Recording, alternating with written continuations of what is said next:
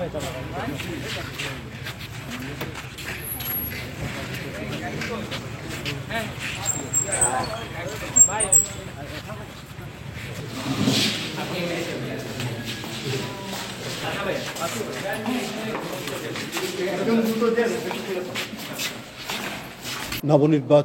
রাকসুর VP GS সহ অন্যান্য নির্বাচিত নেতৃবৃন্দ রাকসুর সবাইকে আমি আন্তরিক প্রীতি এবং শুভেচ্ছা জানাচ্ছি। দীর্ঘ ৩৫ বছর পর আবারও রাকসু নির্বাচন হয়েছে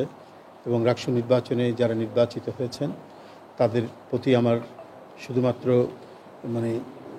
শুভেচ্ছাই নয়, তাদের সাথে আমি কয়েকটি কথা বলবো। সেই কথাটি হলো যে বিশ্ববিদ্যালয়ের এখন যে পরিবেশটি আছে এই পরিবেশটি যেন অক্ষুণ্ণ রাখার ক্ষেত্রে রাকসু একটা গুরু দায়িত্ব পালন করে, অর্থাৎ সহাবস্থান এবং প্রতিটি ছাত্র সংগঠন এবং ছাত্রছাত্রীর মধ্যে সহমর্মিতা তৈরিতে তারা উল্লেখযোগ্য অবদান রাখবে। তাদের ইতিমধ্যে তাদের সাথে কথা বলে আমি তাদের মধ্যে যে আন্তরিকতার যে স্ফুরণ আমি দেখেছি, সেটার থেকে আমার কাছে এটা মনে হয়েছে তারা এই বিশ্ববিদ্যালয়ে যে পরিবেশ থাকা দরকার, একটি বিশ্ববিদ্যালয় বিশেষ করে শিক্ষার পরিবেশ, জ্ঞান চর্চার পরিবেশ, তারপরে গবেষণার যে পরিবেশ থাকা দরকার, সেটিকে প্রমোট করার জন্য একটি বিশ্ববিদ্যালয়ের নির্বাচিত সংসদ যে দায়িত্ব পালন করে, যেভাবে আমরা অক্সফোর্ড ইউনিয়ন দেখেছি, যেভাবে অন্যান্য পৃথিবী বিখ্যাত যে আলমা ম্যাটার যে শিক্ষা প্রতিষ্ঠানগুলোর ইউনিয়ন যে ধরনের দায়িত্ব পালন করেছে, সেই ধরনের দায়িত্ব পালন করবে। অর্থাৎ রাষ্ট্র, সমাজ, দেশের অর্থনীতি, পররাষ্ট্রনীতি এবং সব সম্পর্কে এই বিশ্ববিদ্যালয়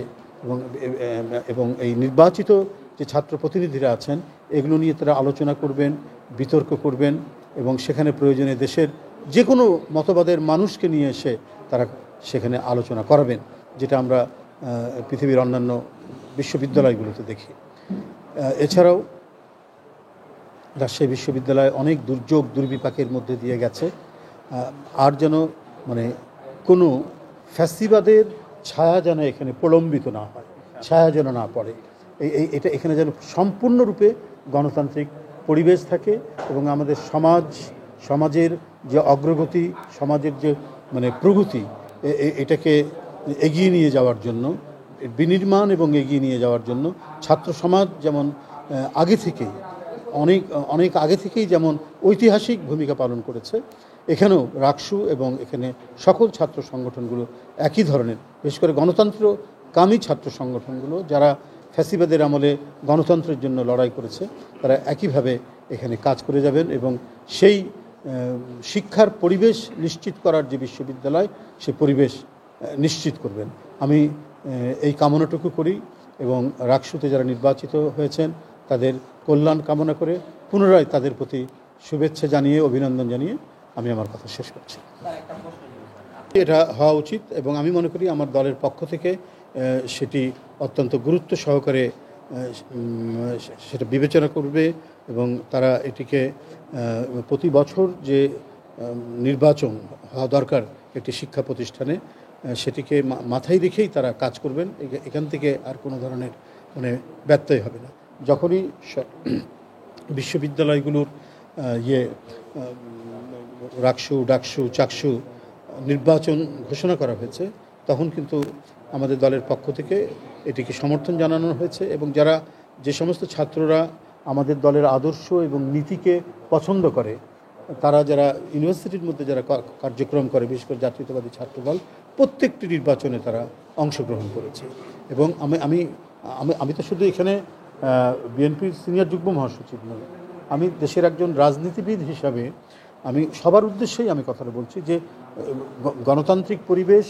এবং সহমর্মিতা এবং সহাবস্থান, এই সহাবস্থান নিশ্চিত করা, যেটা শেখ হাসিনা একেবারে ধ্বংস করে দিয়েছিল। ফ্যাসিবাদের একটা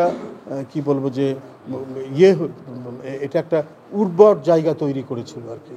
আঘাত করার, আক্রমণ করার, সন্ত্রাসী করার একটা গুপ্ত আস্তানা তৈরি করেছিল